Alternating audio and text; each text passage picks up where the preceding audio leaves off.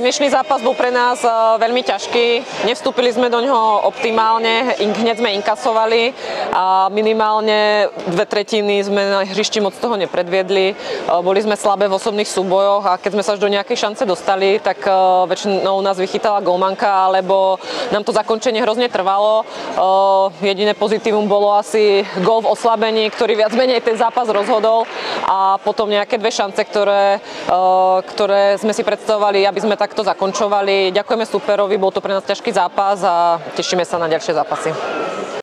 Tak z naší strany dneska hodně špatný zápas. První 2/3 jsme se hrozně trápili, jak v gólových šancích, tak v osobních soubojích. Soupeř nás dobře bránil, naštěstí v té třetí třetině už jsme se do toho nějak dostali, začali napadat ty branky a naštěstí jsme vyhráli, ale byl to od nás dneska hrozný výkon.